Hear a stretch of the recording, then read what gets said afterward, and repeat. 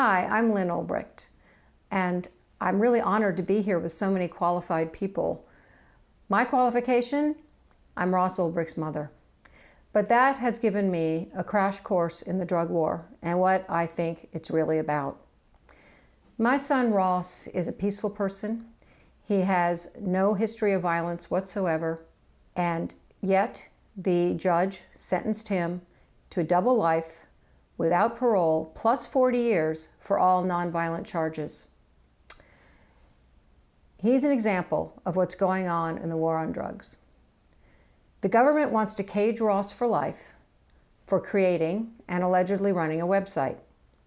So everyone who has a website that might be interesting to the government should take note of the precedent that is being set here. The precedent is that a website host can be held criminally liable for activity on his or her site. Ross is in prison, not for selling a product, but for creating a platform. The site was Silk Road. It was an Amazon-style online marketplace that operated anonymously on the dark net with Tor and used the cryptocurrency Bitcoin. It was essentially a free and open market where vendors and buyers could pretty much sell and buy whatever they wanted. However, there were restrictions. The site was based on the principle of everything being voluntary, so the administration restricted things that created victims, such as forbidden were child pornography. There was no child pornography. There were no stolen goods. You couldn't hire a hitman on Silk Road. Nothing that created victims. There are many legal things sold, but also illegal, including a lot of drugs. Now, I said allegedly running because Ross has pled not guilty to that. The trial was a travesty. It is now being appealed. The investigation was riddled with corruption. There are two corrupt federal agents in prison right now for their activities on the site and their ability to tamper with material on the site, as well as stealing over $1 million. And recently, since trial, the proof has been found that evidence was tampered with. And there's a whole lot more that you can read about at freeross.org. Now, before Ross was arrested, I didn't really think much about the drug war. It wasn't really on my radar. My kids didn't have a drug problem. They hadn't gotten in trouble about drugs. And so I didn't really think about it. And then all of a sudden, my son was the poster boy of the drug war, or at least as it's gone digital. And so I was propelled into the crash course I told you about, where I've learned a lot. And I was talking recently with Ross about the drug war, and he made the point. He said, you know, no decent person would wish that destructive drugs like heroin or crystal meth existed. The trouble is when you use government force to fulfill your wishes, first of all, it doesn't work, and it compounds the misery involved. They can't even stop drug dealing and drug use in the prisons. So the drug war has not worked. It's been over 45 years now, over $1 trillion. And I've asked myself, you know, well, if it's such a failure, why doesn't the government try a new strategy? Why don't they do something that works? And I've come to the conclusion that it's not such a failure after all. Just consider what it's accomplished. See the results.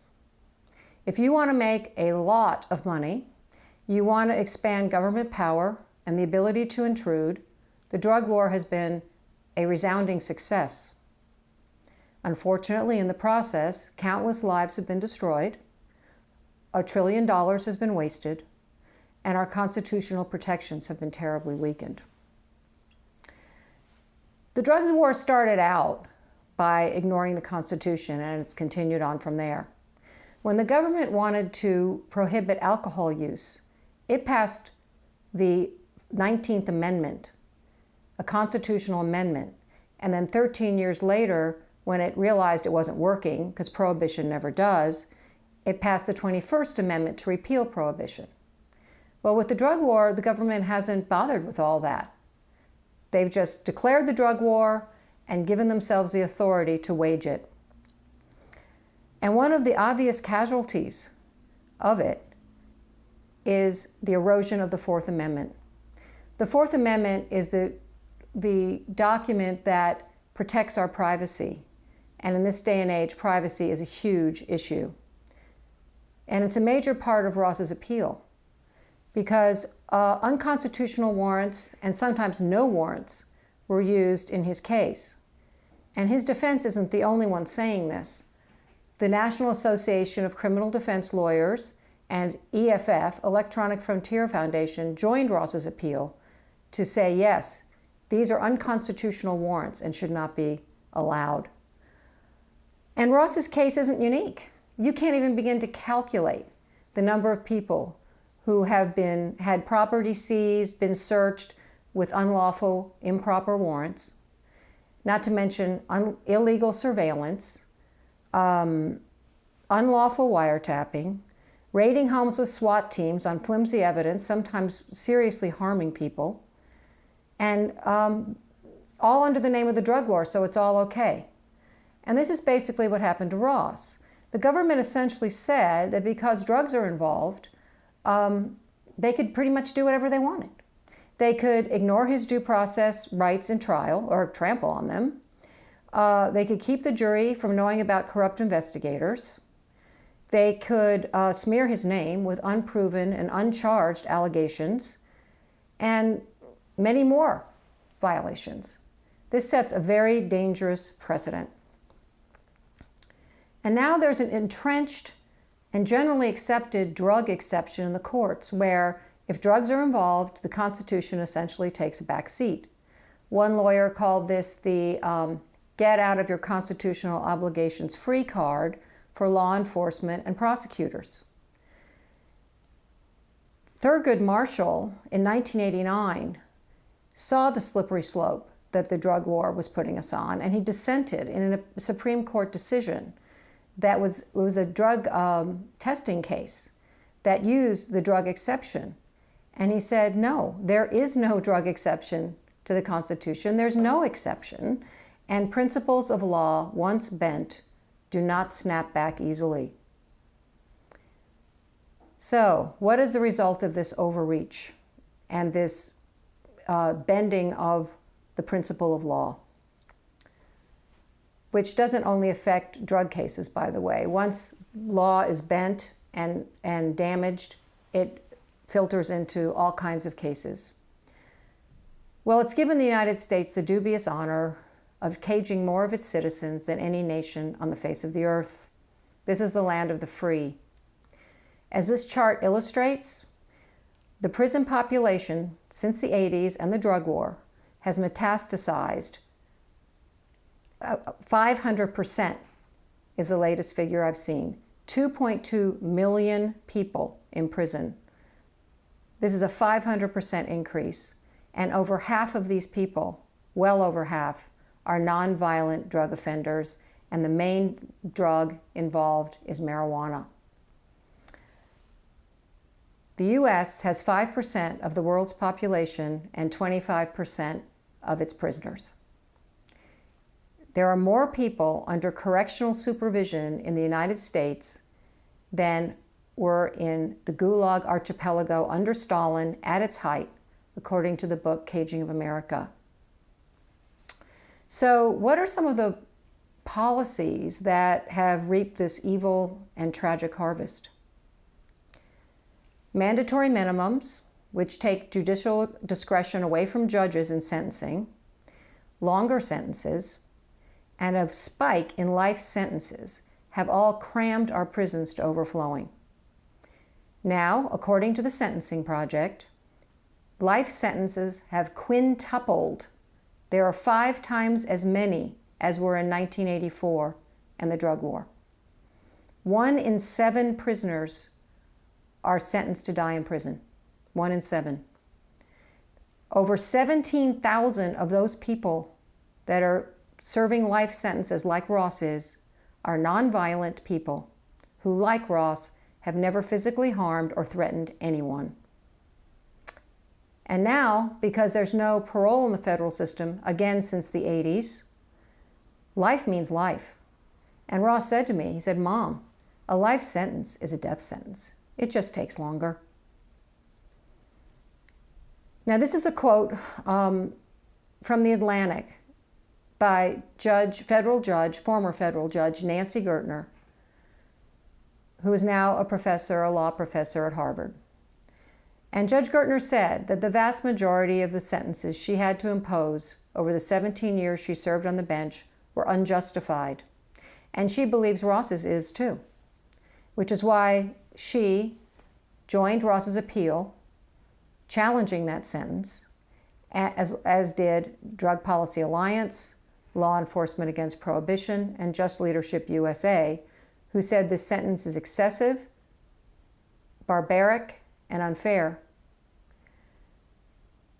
And taxpayers are footing the bill for housing all of these people for life.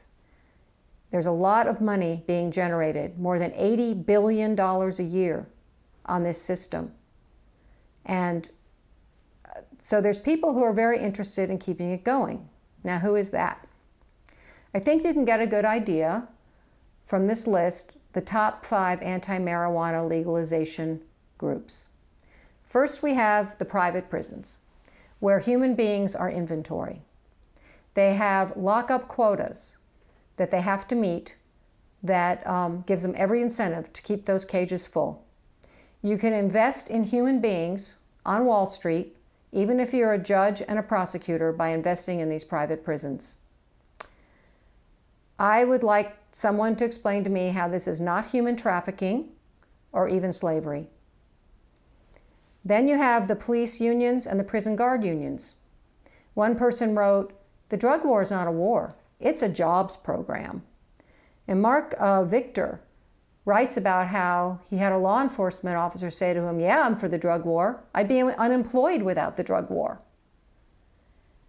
The FBI data shows that there are more arrests for marijuana possession than for all violent crimes combined. Wow, I feel safer, don't you? I'm terrified of those pot smokers. I'm so glad they're behind bars, and don't worry about the violent people. Then there's asset forfeiture, which comes to billions of dollars that the government in various agencies seizes from citizens, often unconvicted, under the name of the drug war. Next on the list are pharmaceutical corporations and alcohol and beer companies.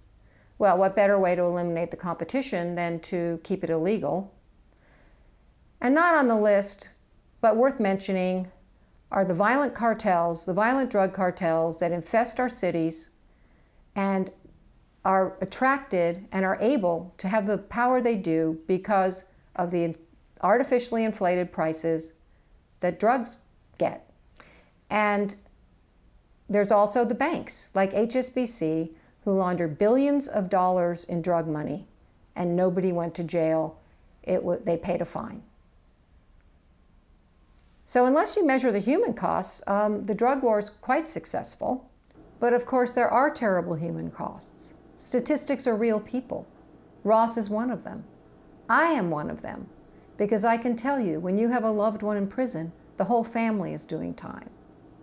Here I am going to the prison to visit Ross, which I do regularly, and I've gotten to know the other families and the children. And the children are the real heartbreak. They come so excited and enthusiastic about seeing their dad. A lot of them have a little t-shirt, "I love my dad," and they're just jumping up and down with enthusiasm. And when we get upstairs, they leap into his arms and they're crawling all over him and sitting in his lap and just clinging to him. And then after our measly hour, they're torn away from him. And it's a very different child going back down in that elevator. They're crying, they're brokenhearted, they're wounded. These children are being hurt. And there are 2.9 million of them with an incarcerated parent in this country. And 2/3 of those parents are non-violent, mostly drug offenders. And there's a terrible ripple effect from this. Judge Gertner said, "We know that the sons and daughters of the people we sentenced are now in trouble with the criminal justice system." But hey, That's guaranteed inventory for the people making money off of this drug war and this system. So no problem with that. Plenty of future inventory. I had the privilege of speaking in Eastern Europe about a year and a half ago, and I visited the concentration camp Auschwitz in Poland, and here I am at Auschwitz.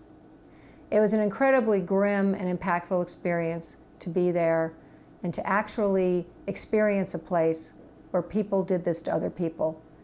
It was hard to believe it even happened. And I overheard a tour guide say to his group, "The lesson here is watch your politicians. This wasn't that long ago." Now, I'm not implying that where Ross is comparable to Auschwitz, although the UN has called MCC torture.